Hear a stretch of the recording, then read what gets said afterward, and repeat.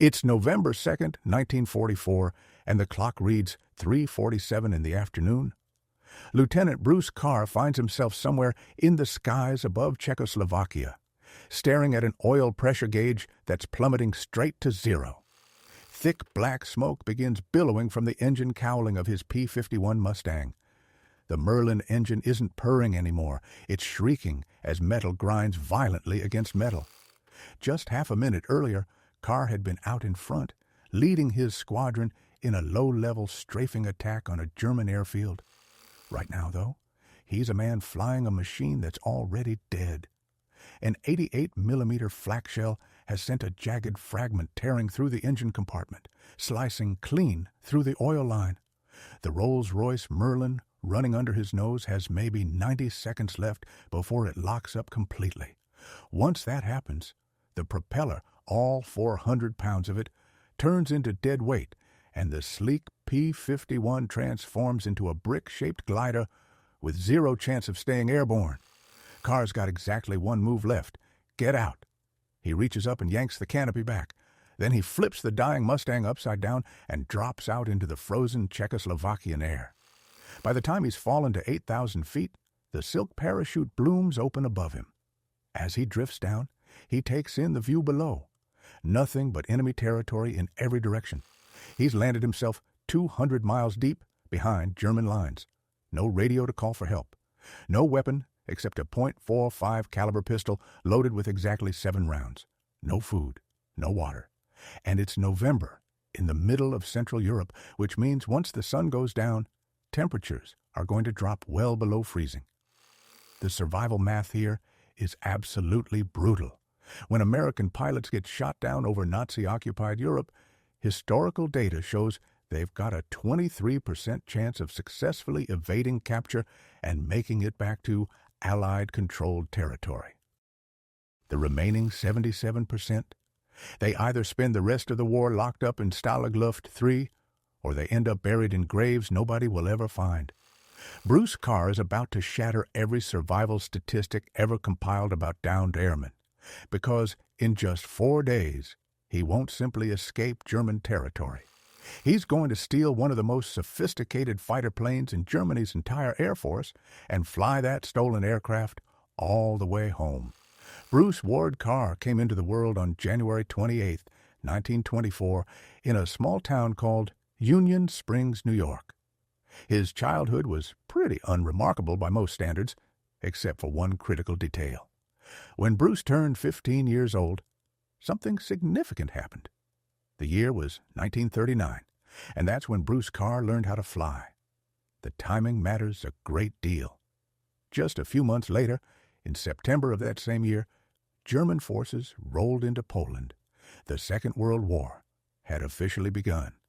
A 15-year-old farm kid growing up in rural upstate New York couldn't possibly have known that within just 5 short years, he'd be engaged in high-speed dogfights with Messerschmitts over the skies of Berlin. He didn't learn to fly through any military training program or formal aviation school. Instead, a local crop duster pilot named Earl took a liking to the kid and started letting him handle the controls of his biplane during routine flights. One summer afternoon, that was all it took. Carr was completely hooked. By the time his 16th birthday rolled around, young Bruce Carr had already logged more hours at the stick than most Army Air Corps cadets would accumulate during their entire training cycle. Fast forward to September 3rd, 1942. Carr walks into a United States Army Air Force's recruiting office and signs up. He's 18 years old and ready for war. They immediately slot him into the aviation cadet training program. And here's where fate steps in. His assigned flight instructor turns out to be Earl, the exact same crop duster who taught him to fly 3 years earlier. Earl had enlisted as well. Earl glances at Carr's application form, notices the 240 flight hours already recorded in the logbook, and immediately pushes him forward into the accelerated training track. By August of 1943, Carr has earned his commission as a flight officer. By February 1944, he's shipped overseas to England and assigned to the 381st Fighter Squadron, 363rd Fighter Group, 9th Air Force. His first operational assignment? Learning to fly the P-51 Mustang. The P-51 represents the absolute pinnacle of propeller-driven fighter design. Maximum range with external drop tanks, 1,650 miles, more than enough to escort heavy bombers all the way from England to Berlin and back again without refueling. Top speed at 25,000 feet, 437 miles per hour. Service ceiling, 41,900 feet. Armament consists of 6.50 caliber M2 Browning machine guns loaded with 1,880 rounds of ammunition, sufficient firepower to rip a German bomber into shredded metal in just 2 seconds of sustained fire. Before the P-51D variant showed up in significant numbers, American daylight bombing operations were taking absolutely devastating losses. Back in October 1943, the 8th Air Force lost 60 heavy bombers during a single mission targeting factories in Schweinfurt. Without long-range fighter escorts, the B-17s and B-20s were essentially defenseless targets for Luftwaffe interceptors prowling the skies. The arrival of the Mustang completely revolutionized the air war. For the first time in the conflict, American fighter aircraft possessed the range to stick with bomber formations for the entire round trip, all the way to the target zone and back home again. German pilots started calling them the long-nosed bastards. The Luftwaffe began losing experienced combat pilots at a rate far exceeding what their training schools could possibly replace. Carr falls absolutely in love with the Mustang from his very first flight. The cockpit seems custom-built for his frame. Every control responds instantly and precisely. The forward visibility is outstanding, and the sheer power available at his fingertips is absolutely intoxicating. He decides to name his personal aircraft Angel's Playmate. At this point, he has absolutely no idea that in just 8 months, he's going to find himself sitting in an entirely different cockpit, one covered in German instrument labels and decorated with a swastika painted on the tail section. March 8, 1944, marks Flight Officer Carr's first recorded combat engagement. He spots a Messerschmitt Bf 109 cruising over German territory and immediately gives chase. The German pilot attempts to shake him by diving hard for the deck, dropping down until he's flying barely above treetop height. Carr doesn't hesitate. He follows right behind him. The pursuit stretches across 40 miles of German countryside, both aircraft screaming along at speeds pushing past 400 miles per hour. Carr squeezes the trigger. The burst goes wide. Complete miss. He fires again. This time, a single bullet clips the left wing of the 109.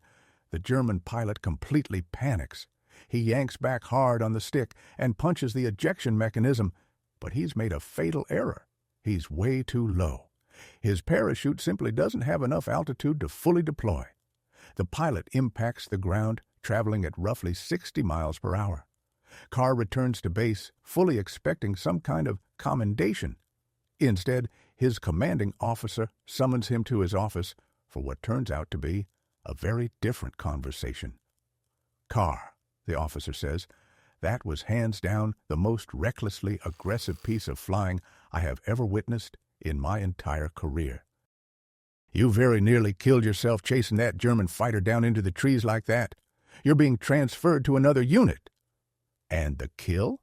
It doesn't even count toward his official tally. Technically speaking, Carr didn't actually shoot the aircraft down. The German pilot effectively killed himself trying to escape. This incident provides the first clear indication that Bruce Carr simply doesn't process tactical situations the way other pilots do. Where his fellow aviators see dangerous recklessness, Carr sees exploitable opportunities. Where others recognize hard limits, Carr sees suggestions that can be worked around. May 1944 brings Carr's transfer to the 353rd Fighter Squadron, 354th Fighter Group, better known as the Pioneer Mustang Group, the very first Army Air Forces unit in the European theater to fly P-51 Mustangs in actual combat operations. These aren't just good Mustang pilots, these are the absolute best in the entire war. Carr fits into this elite group perfectly. June 17, 1944 arrives. Just 11 days after the D-Day landings, Carr scores his first official aerial victory, sharing credit with another pilot for destroying an FW-190 over the Normandy battlefront. 2 months after that, he receives his promotion to second lieutenant. September 12, 1944. Carr's flight conducts a low-level strafing attack on a German airfield, successfully destroying several Junkers Ju-88 bombers caught on the ground. During the return flight home, someone spots a formation of 30 FW-190s cruising along about 2,000 feet below their altitude.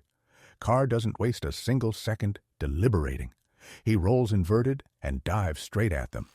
Over the next 3 minutes of intense combat, he personally shoots down 3 separate German fighters. When one of his wingmen takes battle damage, Carr immediately abandons any thought of additional kills and escorts the damaged aircraft all the way back to friendly territory. The Silver Star, America's second highest combat decoration for valor, arrives shortly after. October 29, 1944. Carr shoots down 2 Bf-109s during a mission over Germany. His total confirmed kill count now stands at 7.5 enemy aircraft destroyed. According to official standards, he's achieved ace status. 4 days after that, everything changes. November 2, 1944. Carr slams into the frozen Czechoslovakian ground with considerable force. His ankle twists violently on impact, not broken, but definitely badly sprained. He quickly gathers up the silk parachute canopy and conceals it under a pile of dead leaves. The Germans are going to search for him. They always mount search operations for downed pilots. He estimates he's got maybe 20 minutes before German patrol units arrive in this area.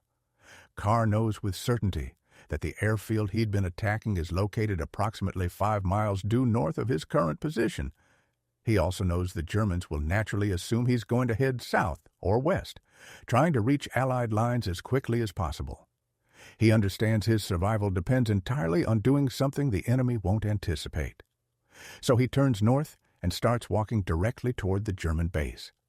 The logic behind this decision seems completely backwards, but it's actually tactically sound.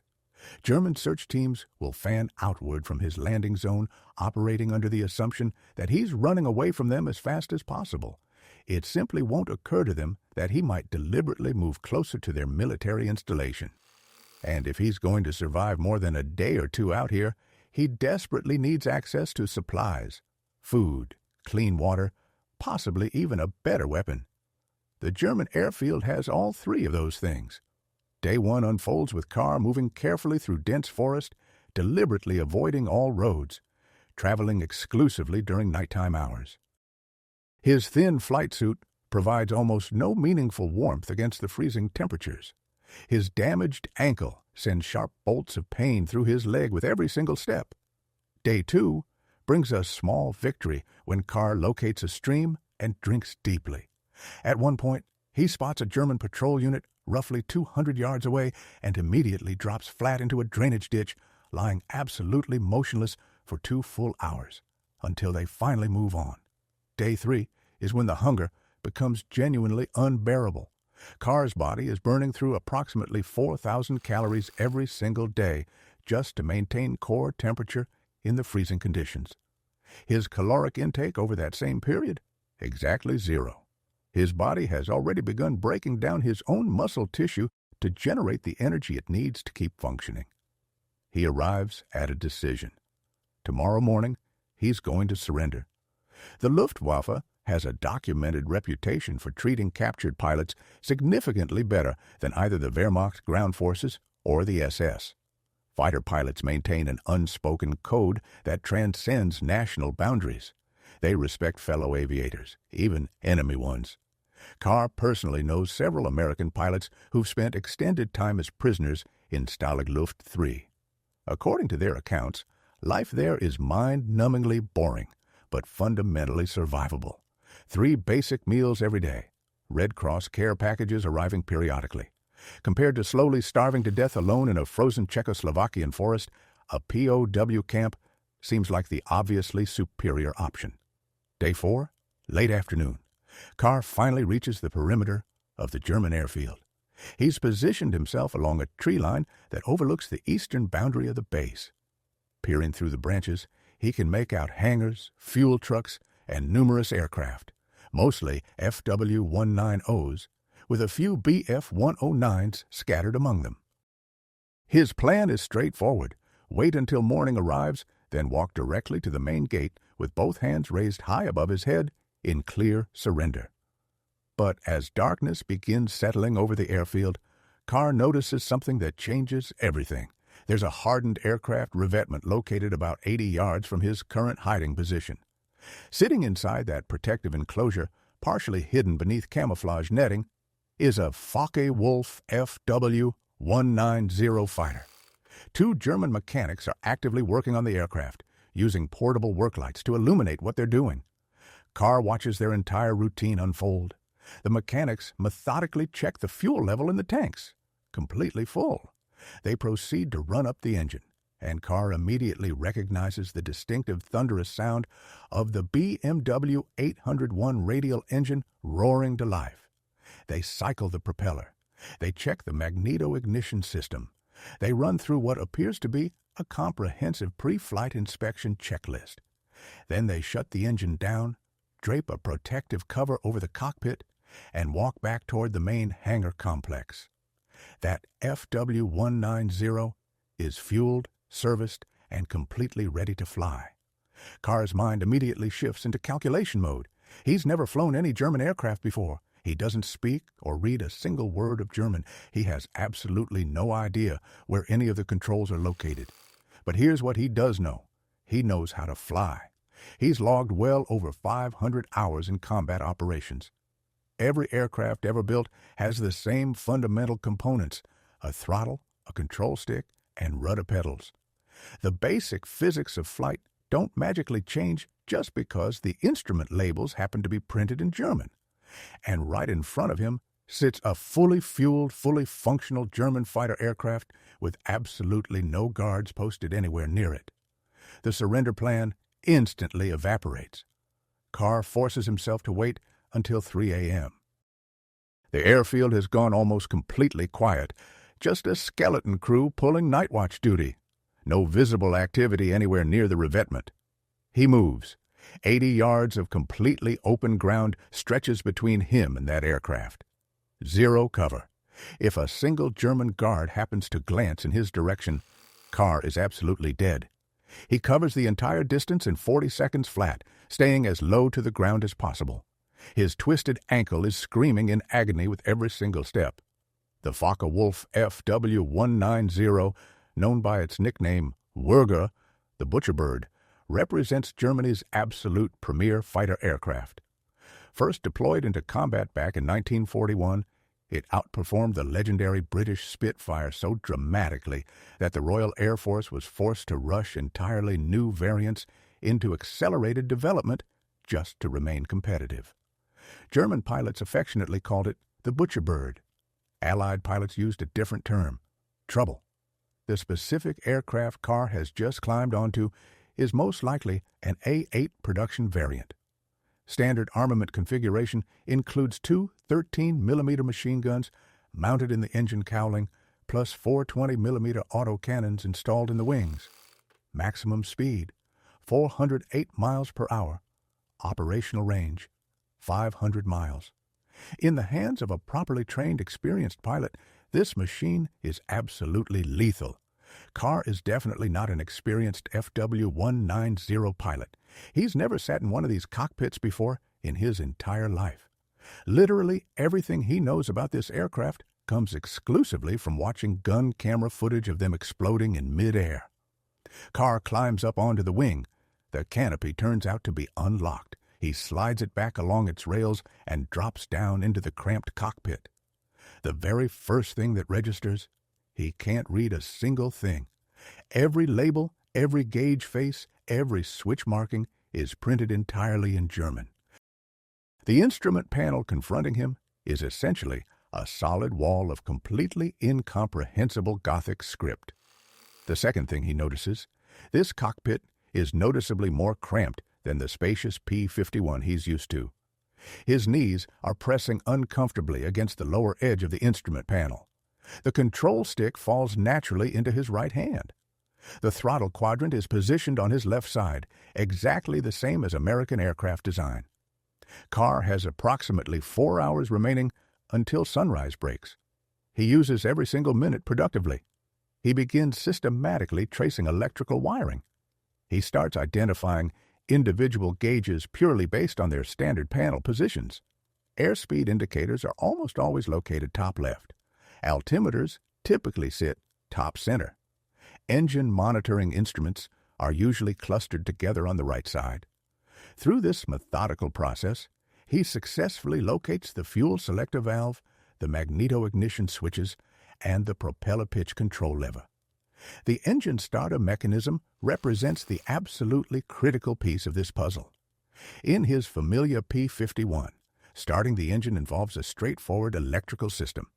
In this German FW-190, he genuinely has no idea. On the right side of the cockpit, his searching hands discover a distinctive T-shaped handle with German text printed next to it. He tries pulling it. Nothing happens. He tries pushing it instead. Suddenly, a mechanical whining sound begins filling the cockpit. It's an inertia starter mechanism, winding itself up like an enormous clockwork toy. He lets it continue spinning for 10 seconds, then 20 seconds. Finally, he pulls the handle back. The BMW 801 coughs once, catches, and then roars violently to life. The noise is absolutely apocalyptic. Even at idle power settings, 1,700 horsepower sounds like a thunderstorm erupting directly under the aircraft nose. Every single German soldier currently stationed on this airfield is definitely going to hear this. Carr has seconds, maybe 10 or 15 at most. He shoves the throttle lever all the way forward to maximum power. The FW-190 lurches forward violently. The tail section comes up almost immediately. Through the pre-dawn darkness ahead, Carr aims the aircraft's nose between two large hangar buildings. German ground crew members are already emerging from various buildings, shouting and pointing frantically in his direction. The airspeed indicator climbs rapidly, 60 miles per hour, 70. The hangar buildings are rushing toward him at terrifying speed. At 90 miles per hour, Carr hauls back firmly on the control stick. The FW-190 leaps off the ground, clearing the hangar rooftops by what feels like mere inches. He's airborne now, flying a stolen German fighter aircraft. Still 200 miles deep behind enemy lines. The hard part is just beginning. The FW-190 cockpit represents a nightmare of completely unfamiliar systems and controls. But Carr approaches this problem the way he approaches everything else. He solves each individual problem one step at a time. Landing gear. His hands locate a lever on the left console. He pulls it. A satisfying mechanical thunk reverberates through the airframe. The landing gear retracts cleanly. The aircraft immediately accelerates. Compass. He successfully identifies the gyro compass instrument, uses it to orient himself west-southwest, toward France, toward Allied-controlled territory. Altitude. He climbs initially to 500 feet, then immediately reconsiders that decision. At this altitude, he's clearly visible to every German radar station in the region. He drops down to treetop level, 50 feet above the ground, 280 miles per hour. The Czechoslovakian forest below transforms into a continuous green blur streaming past beneath his wings. This is genuinely insane flying. One single mistake, one momentary lapse in attention, and he'll cartwheel through those trees at 300 miles per hour and explode. But flying this low, he's effectively invisible to German radar systems. He's too low for anti-aircraft flak batteries to effectively target. He's moving too fast for ground troops to track and engage. For 45 solid minutes, Carr flies due west. The sun gradually rises behind him. The terrain below transitions from dense forest to open farmland to the heavily scarred battlefields of eastern France. He crosses the front lines separating German and Allied forces. That's precisely when his problems escalate dramatically. Allied anti-aircraft gunners see exactly what they expect to see: a German FW-190 fighter flying at extremely low altitude, heading directly toward Allied positions. And they react exactly as they've been trained. They open fire immediately. 50 caliber tracer rounds arc toward Carr from literally every direction. He's taking active fire from his own side, from American and British gunners who have absolutely no idea he's friendly. He has no radio available to announce his identity. The FW-190 he's flying still carries full German military markings clearly visible on the fuselage. Carr does the only thing that might possibly work: fly even lower and even faster. He drops down to just 20 feet above the ground. The propeller wash kicks up massive clouds of dust from the dirt roads below. French civilians dive desperately into roadside ditches as he screams overhead. American infantry soldiers fire their rifles uselessly at him as he blasts past. Every anti-aircraft gun in France is actively shooting at Bruce Carr. He will later estimate that literally every .50 caliber machine gun in existence took at least one shot at him during that desperate 30-mile sprint toward his home base. The FW-190 takes multiple hits. He can hear the sharp impacts. He can feel the airframe shuddering, but the robust German engineering holds together. The aircraft keeps flying. Ahead, he finally recognizes the airfield, a 66, or Conte, France, home base of the 354th Fighter Group, his unit. He lines up for final approach. No time for proper pattern work. No time for radio calls to the tower. The anti-aircraft batteries ringing the field are already tracking him. That's when he discovers one final critical problem. The landing gear absolutely refuses to come down. Carr pulls the gear lever. Nothing happens. He pumps it repeatedly. Still nothing. He frantically searches for a backup system, an emergency release mechanism. The FW-190's landing gear operates entirely on hydraulic pressure. There's a selector valve somewhere that directs that hydraulic pressure either to gear retraction or gear extension. Carr doesn't know this. He has no idea that for the last 5 minutes he's been pulling the wrong handle over and over. Below him on the ground, the 354's anti-aircraft gun crews are actively loading their 40mm Bofors guns. From their perspective, a German fighter is circling their airfield. They're preparing to blow it out of the sky. Carr makes his decision. He's going to belly land this thing. He lines up carefully with the grass strip running alongside the main concrete runway. He manages to lower the flaps. He cuts the throttle completely. The FW-190 begins sinking rapidly. The aircraft impacts the grass at 90 miles per hour. It slides forward for 300 yards, throwing up an enormous rooster tail of mud and debris behind it, and finally grinds to a complete stop. Carr is still alive. Within seconds, the crashed FW-190 is completely surrounded. Military police with rifles raised are screaming at the pilot to get out of the cockpit immediately. They're expecting a German prisoner. The canopy slides back. A completely mud-splattered American, wearing a torn, filthy flight suit, climbs awkwardly onto the wing. "I'm Captain Carr," he announces, "of this goddamn squadron." Nobody believes him. Not a single person. He's been officially listed as missing in action for 4 full days. He's supposed to be either dead or captured by now. And he just belly-landed a German fighter aircraft on their airfield wearing German markings. The MPs keep their rifles trained directly on him until a staff car comes racing up. Colonel George Bickle, the commanding officer of the 354th Fighter Group, steps out and surveys the entire bizarre scene. Bickle looks at Carr and says, "Where in the hell have you been? And what have you been doing now?" The story spreads through the entire Army Air Forces like wildfire. The pilot who stole a German plane, the only American in the entire European theater to take off in a P-51 Mustang and return flying an FW-190. But Carr's war is far from over. 5 months later, on April 2nd, 1945, near Schweinfurt, Germany, First Lieutenant Carr is leading a flight of 4 P-51 Mustangs on a routine reconnaissance mission. They're cruising along at 15,000 feet when Carr spots movement in the sky above their position. German fighters. More than he can possibly count accurately. A massive formation stacked vertically from 18,000 feet all the way up to 25,000 feet. Carr does a quick mental estimate, 60 aircraft minimum, possibly more, a mix of Bf-109s and FW-190s. The largest single concentration of German fighters he's encountered in the entire war, and he's got 4 P-51s under his command. Standard tactical doctrine dictates immediate disengagement in this situation. 4 against 60 is pure suicide. The Germans hold every possible advantage. Every training manual ever written says the same thing. Disengage immediately, report the contact, and get out alive. Bruce Carr has never been particularly interested in what the training manuals recommend. He keys his radio transmitter.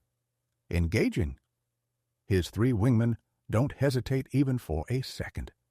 They've flown combat missions with Carr before. They understand that when Carr says engaging, he absolutely means it. The 4 Mustangs climb aggressively straight up into the German formation. What unfolds over the next few minutes becomes one of the most extraordinary air battles of the entire Second World War. The Germans aren't expecting any kind of attack whatsoever. They're flying in a relatively loose defensive formation, probably heading to intercept an incoming bomber stream somewhere. 4 American fighters climbing directly into the middle of their formation makes absolutely no tactical sense. Carr exploits their confusion ruthlessly. He slips unnoticed into the rear of the formation, carefully positions himself directly behind an unsuspecting Bf-109, and opens fire. The German pilot never sees him coming. The 109 explodes violently in mid-air. Carr immediately shifts to another target. 3 seconds of concentrated .50 caliber fire, the Focke-Wulf rolls completely inverted and plummets straight down. The German formation begins scattering in complete disarray. Carr moves through them systematically, selecting targets, firing precisely, moving immediately to the next target, 3rd kill, 4th kill, 5th kill.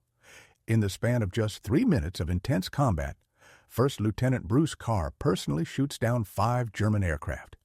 His 3 wingmen account for 10 additional kills, 4 American pilots, 15 German aircraft completely destroyed, 0 American losses. When their ammunition finally runs out, Carr leads his flight safely back to base. April 9th, 1945. Bruce Carr receives his promotion to captain. The Distinguished Service Cross, the second highest combat decoration for valor that America awards, is formally presented to him for his actions on April 2nd. The official citation reads, completely disregarding his personal safety and the enemy's overwhelming numerical superiority and tactical advantage of altitude, he led his element in a direct attack on the hostile force, personally destroying 5 enemy aircraft and damaging still another. Carr becomes the last pilot to achieve ace-in-a-day status in the European theater of World War II. No other American pilot will match this accomplishment before Germany surrenders. By the time the war finally ends, Carr has flown 172 combat missions and accumulated somewhere between 14 and 15 confirmed aerial victories. The historical records differ slightly on the exact number. He's 21 years old. The war ends, but Bruce Carr doesn't leave military service. He stays in uniform and joins the Acrojets, America's very first jet aerobatic demonstration team, flying F-80 Shooting Stars. Then comes Korea. Carr flies 57 combat missions in F-86 Sabre jets. From 1955 to 1956, he commands the entire 336th Fighter Interceptor Squadron with Colonel's Eagles on his shoulders. Then comes Vietnam. Colonel Carr, now 44 years old, flies an additional 286 combat missions in F-100 Super Sabre fighters. 3 separate wars, 3 distinct generations of fighter aircraft, 515 total combat missions flown. He retires from active duty in 1973, April 25, 1998. St. Cloud, Florida. Bruce Ward Carr dies from prostate cancer. He's 74 years old. They bury him with full military honors in Arlington National Cemetery. Section 64. grave number 6922. He rests among the heroes of every American war dating all the way back to the Revolution. The headstone lists his final rank, Colonel, United States Air Force. It lists his military decorations, Distinguished Service Cross, Silver Star, Legion of Merit, Distinguished Flying Cross with oak leaf clusters, Air Medal with oak leaf clusters, Purple Heart. It lists his wars, World War II, Korea, Vietnam. The headstone doesn't mention the Focke-Wulf he stole. It doesn't mention the 4 days he spent behind enemy lines. It doesn't mention the belly landing with no landing gear, the MPs pointing rifles at his face. Some stories simply don't fit on gravestones. There exist two distinct ways to tell the story of Bruce Carr. The first version is pure legend.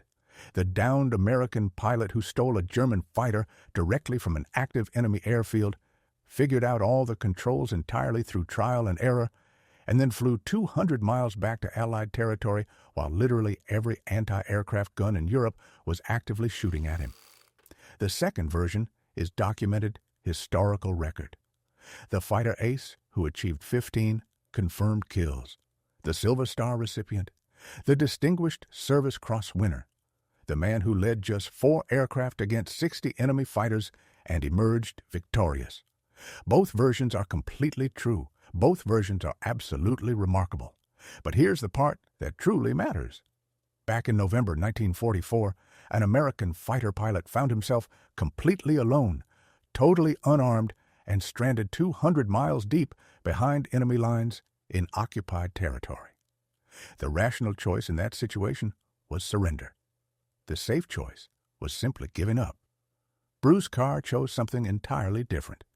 He looked at a German fighter aircraft covered completely in unfamiliar instruments and foreign language labels, and he didn't see an insurmountable obstacle. He saw an opportunity waiting to be seized. He climbed into a cockpit he had never seen before in his life. He started an engine he had never operated. He flew an aircraft he had never touched, not because he was reckless, because he fundamentally refused to accept the idea that his available options were limited exclusively to the ones that seemed obviously possible. 4 months later, when faced with 60 enemy fighters while commanding just 4 friendly aircraft, he performed the exact same calculation. The rational choice was immediate retreat. The safe choice was survival. He chose to attack instead, and 15 German pilots never made it home. In 1997, just 1 year before his death, Colonel Carr flew one final time. Kermit Weeks's Fantasy of Flight Museum in Florida had invited him to participate in an airshow demonstration. Carr, now 73 years old, arrived flying a P-51D Mustang, his own personal aircraft. He came screaming in over the crowd at 300 knots just 50 feet off the deck.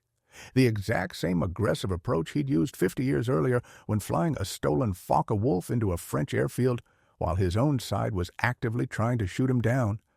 The crowd watched in amazement as a 73-year-old man threw a World War II fighter aircraft through aerobatic maneuvers that would seriously challenge pilots half his age. After he landed, someone in the crowd asked him what he'd been thinking up there. He just shrugged. Same thing I was always thinking. What's this airplane actually capable of? What am I actually capable of? Let's find out. That's the real Bruce Carr story. It's not about the stolen fighter. It's not about the 15 aerial victories. It's not even about the 3 wars and 515 combat missions. The story is actually much simpler than all of that.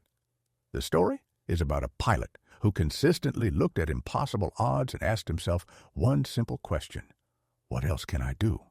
And then went ahead and did it.